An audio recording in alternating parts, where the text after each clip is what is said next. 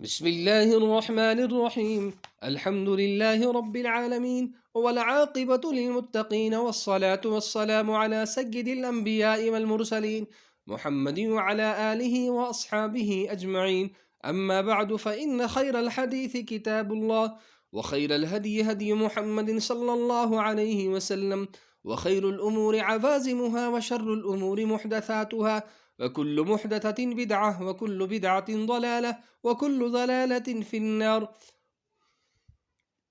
وبه قال حدثنا أحمد بن الحسن قال حدثنا سليمان بن داود الهاشمي قال حدثنا إبراهيم بن سعد قال حدثني صالح بن كيسان عن الزهري عن محمد بن أبي سفيان عن يوسف بن الحكم عن محمد بن سعد عن أبيه قال قال رسول الله صلى الله عليه وسلم: من يريد هوان قريش أهانه الله.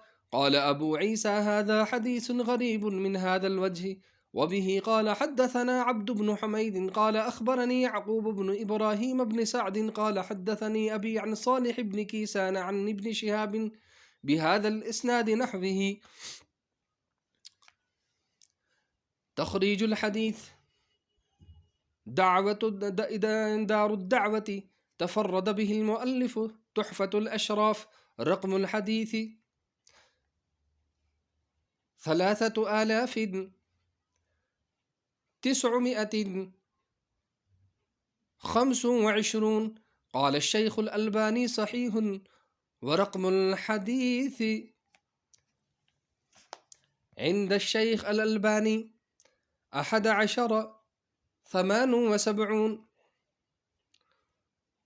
یہ حدیث جو ہم نے ترمذی شریف کی آپ حضرات کے سامنے ابھی پیش کی ہے، جس کی تلاوت ہوئی ہے،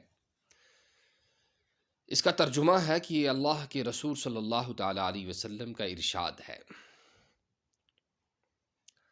اور اس کو حضرت سعد رضی اللہ تعالیٰ عنہ نے اپنے والد بزرگوار سے روایت کیا ہے کہ جو شخص قریش کو رسوا کرنے کا ارادہ رکھتا ہو، اللہ تعالیٰ اس سے رسوا کر دیں گے۔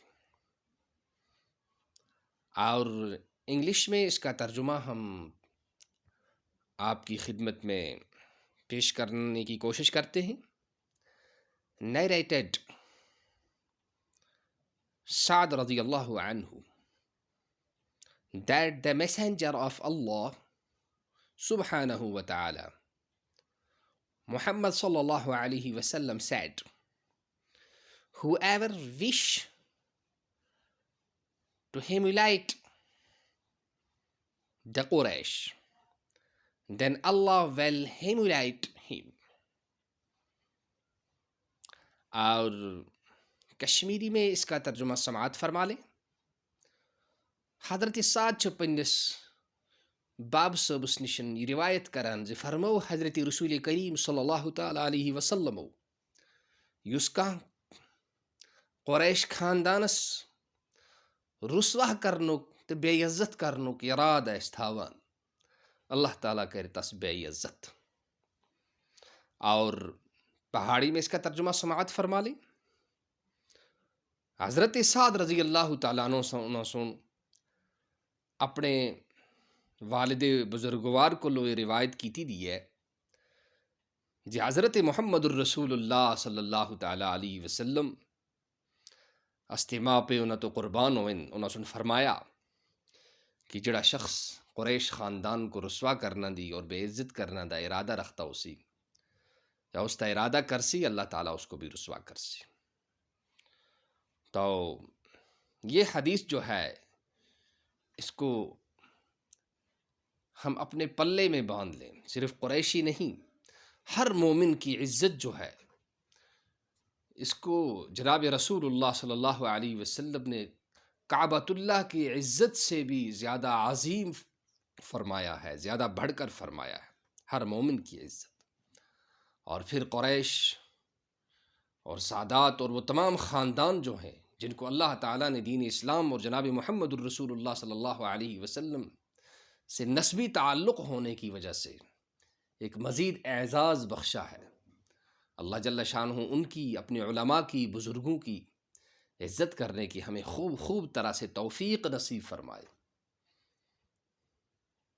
اور خاص کر ہم قریش خاندان والوں کو بھی اس کا بڑا خیال رکھنا چاہیے کہ ہماری وفائیں، ہماری اطاعت گزاری، ہمارا اٹھنا بیٹھنا، ہمارے اخلاق، ہمارے معاملات، ہماری معاشرت اور ہماری بول چال، ہر جگہ میں، ہر شعبے میں ہم اللہ اور اس کے رسول صلی اللہ تعالیٰ علیہ وسلم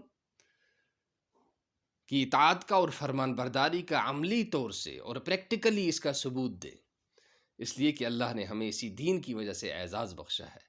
اور ہم جبھی عزت پا سکتے ہیں جب ہم اس دین کی عزت کریں گے، اللہ اور اس کے رسول صلی اللہ علیہ وسلم کی فرمان برداری، اس کی تعظیم کو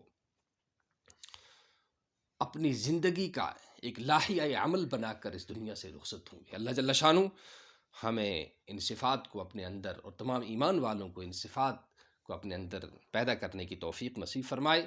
سبحان اللہ وبحمدہ، سبحانک اللہم وبحمدک، ونشہد ان لا الہ الا انت ونستغفرک ونتوب الیک. سبحان ربک رب العزة عما یصفون وسلام علی المرسلین والحمد للہ رب العالمین.